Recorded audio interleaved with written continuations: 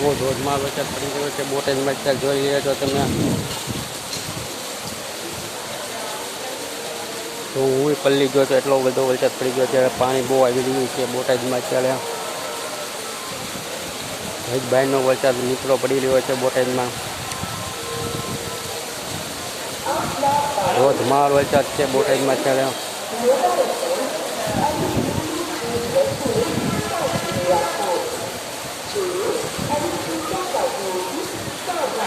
જોઈ રહ્યો છે આમાંથી પાણી પણ ઉપરથી પાણી પણ પડી રહ્યું છે.